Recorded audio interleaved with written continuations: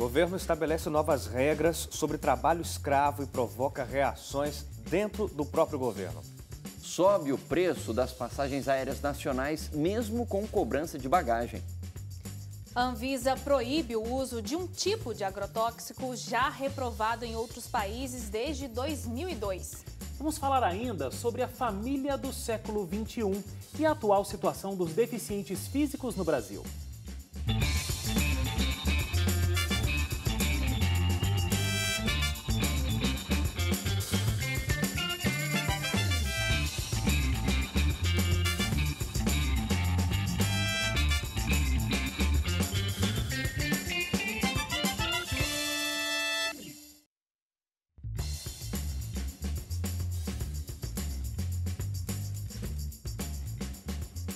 Olá, tudo bem com você? Começa agora aqui o nosso Redação Novo Tempo. Muito obrigado porque mais uma semana você está aqui com a gente, acompanhando o nosso programa, junto com a gente, inclusive nas nossas discussões, nos nossos debates. Não se esqueça que você pode participar com a gente, você pode sempre dar a sua opinião pelas nossas redes sociais, que são facebook.com/ntjornalismo, @ntjornalismo, você também encontra a gente no Instagram. Tem também o nosso site, onde você pode acompanhar detalhes do Redação e de todos os programas do nosso departamento de jornalismo aqui da Novo Tempo, que é o novotempo.com/jornalismo. Ei, gente, tudo bem com vocês? Estamos aí. Eu tô bem. Tranquilos. Eu sei que já passou um pouquinho da data, mas eu acabei esquecendo no outro programa de desejar... Feliz Dia das Mães. Do professor. Nossa, das mães. Ia ter passado estaria um pouco atrasado mais. Então, meu abraço hoje vai para todos os professores desse nosso Brasil, guerreiros aí, Pode para dar promover a educação. parabéns para o único professor aqui do grupo, então. Não sou mais, né? Mas dia já foi. fui. Já foi. Um dia professor, sempre professor. Será? Não estou ensinando ninguém, gente. Eu sou professor de escola sabatina, serve? Não, então assim, ó, Parabéns. parabéns pro Wagner, que já foi professor, e parabéns pro Hélio e pro Leite, que eu sei que tem aspirações fortíssimas aí para ser um professor no futuro, né? E você Dois não? bons professores. Eu acho que não. Que sinceridade. O dom, né, cada um Não tem... aflorou. Não, Mas ainda. o maior de todos os professores do momento é Hélio Moura, que é o professor de Mel Moura. Professor paterno. Exatamente. Que verdade. bonitinho. Então, o nosso professor paterno, o Ministério do Trabalho, inclusive, tem alterações nas regras para a divulgação da lista do trabalho escravo, né? Como é que foi essa mudança que causou bastante repercussão aí durante a semana, né? A repercussão e a polêmica se dão por conta de que o Brasil, por muitos anos, ele tem sido visto pela comunidade internacional como um exemplo a ser seguido no combate ao trabalho escravo, porque a gente tem ações que são feitas regularmente pelo Ministério do Trabalho para conter esse tipo de crime. Então, como é que funciona hoje? Hoje, um fiscal do Ministério do Trabalho, ou por denúncia de alguém, ou por conta das próprias batidas feitas regularmente em alguns locais, chega ao local e pode constatar que há um caso de trabalho análogo à escravidão. E aí basta hoje que esse fiscal faça um relatório, e esse relatório apontando que são vários fatores que podem configurar, né? A pessoa tem ela tem dívida com o trabalho, então ela é levada... Isso acontece muito, por exemplo, com cana-de-açúcar, né? Os trabalhadores são levados até o local e nesse local eles ficam isolados. Então eles, para comer, têm que comprar alguma coisa. E aí o trabalho não fornece alimentação, eles têm que comprar a preços absurdos, porque a única forma de comprar é aquele local que é do próprio patrão. Sim. Então ela tem que comprar aquilo, tem que comprar água. Para dormir não tem local, então em qualquer canto que achar é o local para dormir, esse tipo de coisa. Constatado pelo fiscal, isso já era suficiente para que essa empresa fosse investigada mais seriamente, recebesse uma multa e figurasse nessa chamada lista suja do trabalho escravo. Essa lista suja tinha a divulgação por parte do Ministério do Trabalho e para ter uma secretaria, uma superintendência dentro do Ministério do Trabalho, que até hoje era responsável por tudo isso. E essa própria secretaria fazia a divulgação da lista suja. E tem nomes de empresas assim que você ficaria horrorizado ao ver os nomes dessas empresas. Fala, não é possível que essa empresa tenha um trabalho análogo à escravidão. A maioria delas, mas muitas delas têm a ver com confecções, o que é muito comum, né? A gente sabe... Eu lembro aquele programa A Liga uma vez, fez um negócio sobre isso lá em São Paulo, uma marca de roupa super conhecida, foi exposta e tal. Então. Eles entraram ali onde as costureiras trabalham e constataram que havia um trabalho escravo. Escravo. Só que aí, o que as novas regras fizeram? A portaria do governo, ela estabelece que, primeiro, a divulgação da lista agora tem que sair do crivo único do ministro do Trabalho. O ministro do Trabalho é alguém indicado pelo governo para assumir essa função. Então, é o ministro que vai dizer, não vamos divulgar a lista dessa vez, não. Inclusive, neste ano já teve muita polêmica, porque o Ministério do Trabalho atualmente não quis, ficou prorrogando a divulgação da lista e quando divulgou uma lista que omitindo alguns nomes de empresas e agora a portaria garante, não, só vai ser divulgada se o ministro quiser que divulgue. Se não quiser, não divulga e acabou. E, para se configurar o trabalho escravo, eles são... E não tem justificativa para isso, né? Só mudou a regra. Só mudou a regra. Por quê? Dizem que é para garantir mais transparência, para garantir mais segurança jurídica para as empresas e tal.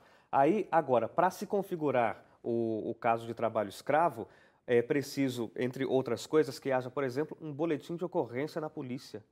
Aí você pensa, como é que alguém vai abrir um boletim de ocorrência para dizer que é um trabalhador análogo à escravidão e o camarada sequer pode sair do lugar, né? Outra coisa é que as regras todas agora fazem com que o trabalho escravo, para ser considerado um trabalho escravo, ele precisa ter, basicamente, a restrição de liberdade do funcionário. Então, tem que ter alguém armado que impeça a saída dos funcionários, tem que ter, por exemplo, a falta de transporte, então a pessoa é levada num lugar onde não tem nenhum tipo de transporte, ela não tem como sair de lá e não poderia nem sair a pé porque tem alguém armado para impedir a sua saída. Os documentos têm que ser apreendidos pelo patrão para que se configure. Então são algumas regras que dificultam e que burocratizam. Nossa, mas isso já é cárcere privado quase. E vão completamente ao contrário do que era visto como dianteira do Brasil, porque o que os especialistas dizem, inclusive o Ministério Público do Trabalho, que é diferente do Ministério do Trabalho, porque ele é ligado à Justiça, o Ministério Público do Trabalho diz o seguinte, vocês estão fazendo um retrocesso, porque 100 anos atrás o mundo inteiro achava que trabalho escravo era só se a pessoa era impedida de sair do lugar onde trabalha, mas hoje todo mundo entende que não é só isso que configura um trabalho escravo. Pode ser que a pessoa vá para casa e volte, mas as condições de trabalho fazem com que ela seja análoga à escravidão. E a gente está retrocedendo e dizendo agora só é trabalho escravo se a pessoa é impedida, se tem armamento que impeça de sair, se ela não pode se locomover e se os documentos são retirados. Então, inclusive, começaram uma greve dos fiscais do Ministério do Trabalho, já atinge quase todos os estados, 21 estados pelo menos, porque eles são contrários a isso. Estão dizendo, vocês estão impossibilitando o trabalho de combate a esse crime. Foi uma portaria do Ministério do Trabalho, é isso? Uma portaria do Ministério do Trabalho. Então, não é uma lei que será aprovada, é uma portaria. Foi publicada, entrou em vigor, está valendo. E tem mas como aí as reações essa portaria?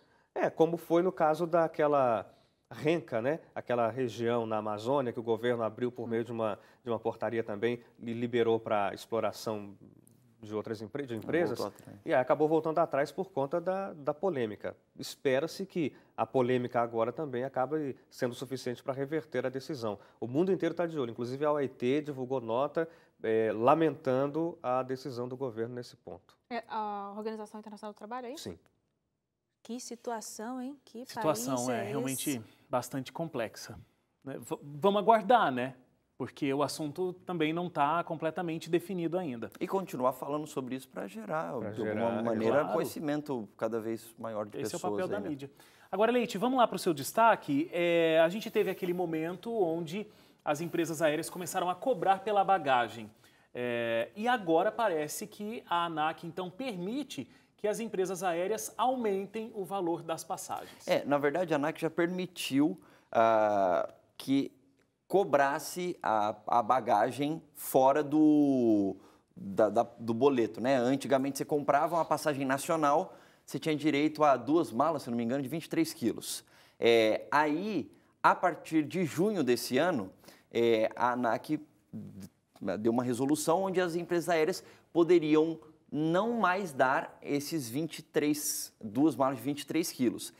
E a explicação para isso era de que isso faria com que os preços abaixassem das passagens aéreas e que o mercado ficasse mais competitivo e cada vez mais acessível para os consumidores com preços melhores. Porém, O problema, e se você já está revoltado com a notícia aqui que o Hélio trouxe, essa daqui, você que pega avião vai ficar louco da vida também. E você que não pega também vai ficar louco da vida.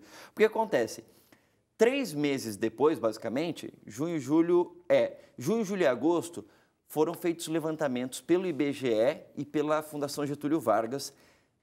Como é que estão o preço das passagens a partir do momento que começou a vigorar isso? Então, beleza, a partir de junho as empresas aéreas não precisam mais aceitar, dar de cortesia a bagagem.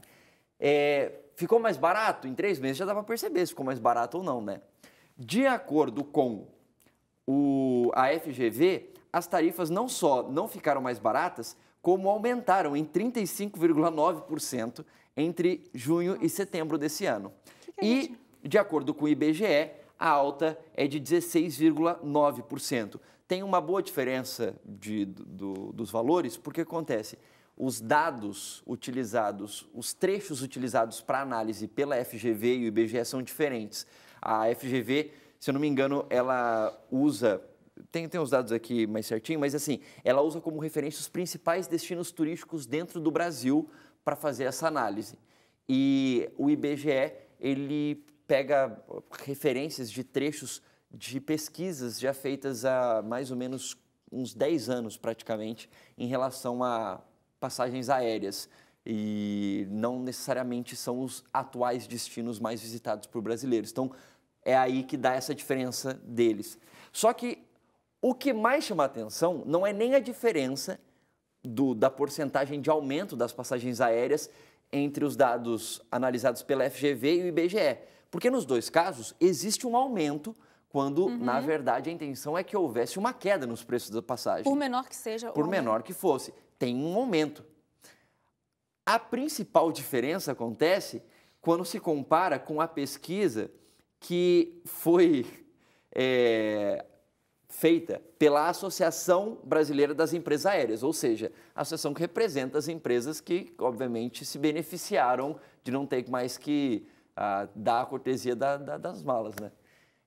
De acordo com os dados levantados pela ABAR, as tarifas teriam abaixado de 7% a 30%, ou seja, teriam ficado mais baratas de 7% a 30%, ou seja, aí você tem uma diferença muito grande. E aí, inclusive, a própria ABAR, essa associação, foi questionada pelo Ministério da Justiça. Como é que pode estar tanta diferença assim? Vamos analisar. E aí eles ainda estão nesse processo da análise. Mas, querendo ou não, só essa diferença gritante nos resultados já é de você ficar revoltado com essa situação. Mas eu lembro quando a gente estava discutindo esse assunto aqui das bagagens, a gente... Com ar muito duvidoso. A gente já estava prevendo que uma situação como essa aconteceria. Não, eu ia dizer isso mesmo. Ninguém esperava que fosse abaixar. Todo mundo sabia que iam manter o mesmo preço ou aumentar e aí ganhando 2 vezes. O que, inclusive, quando a liminar da Justiça derrubou a autorização da ANAC, tinha esse argumento. A Justiça de São Paulo, a Justiça Federal, tinha derrubado isso e falava assim, o que vocês estão fazendo é inconstitucional, vocês estão garantindo uma cobrança dupla do cidadão brasileiro. Né? Uma venda casada e cobrança dupla. Venda casada por quê? Porque eu não posso viajar pela Gol e despachar minha mala pela TAM. Eu tenho que viajar pela Gol e despachar minha mala pela TAM. Eu sou obrigado a fazer isso. Então, aí se você está me cobrando separadamente, você está fazendo uma venda casada. E, mais do que isso, o preço da passagem não aumentou, eu agora pago pela mala, sou obrigado a levar com vocês. Não diminuiu o caso, né? Não diminuiu, o preço aumentou e ainda estão cobrando a mais. Quer dizer, a gente só se lascou mesmo. E é sempre mas é legal. É imoral, mas está legalizado. Ah, tá. Aquela história, né, de que quem tem mais recurso consegue sempre mais vantagens. E quanto menor a possibilidade financeira da pessoa, no caso o consumidor, que é a parte mais frágil da situação, o que ele vai fazer? Vamos lá para o seu destaque então, Suzane? Vamos. Falar sobre agrotóxico. Então, a Anvisa, ela proibiu um tipo de agrotóxico que prejudica a saúde, é isso? O ingrediente que vai nesse tipo de agrotóxico é carbofurano, é o nome, né? Ele foi proibido agora nessa semana, só que pasme, né? Essa é uma notícia que quando você lê a manchete, você fica até feliz, pensa assim, poxa, a Anvisa então reagiu aí a um tipo de agrotóxico que faz mal para a saúde. A gente já sabe que existe malefícios, mas principalmente nesse que tem esse ingrediente que eu acabei de mencionar, porque ele fica resíduo nos alimentos.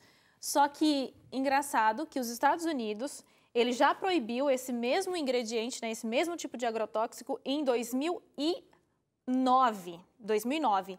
O Canadá já tinha proibido isso em 2010 e a China, em 2002, já havia proibido esse tipo de agrotóxico. E uma vez eu estava conversando com uma amiga que já morou nos Estados Unidos, a gente estava falando sobre alimentação saudável e a gente estava comparando alguns tipos de alimentos e eu me lembro bem dela falar, os Estados Unidos tem um monte de coisa que a gente usa aqui no Brasil que eles já proibiram lá porque são extremamente proibidos. Então, assim, em janeiro, por exemplo, a Anvisa já tinha detectado, no caso das laranjas, né, que existia uma amostragem muito significativa desse tipo de agrotóxico que ficava os resíduos nos alimentos. E agora, finalmente, então, decidiram proibir esse uso e, graças a Deus, né, vamos consumir aí alguns alimentos, né, em algumas culturas, pelo menos, alguns tipos de alimentos, que não vamos ter mais esse tipo de agrotóxico. Tudo bem.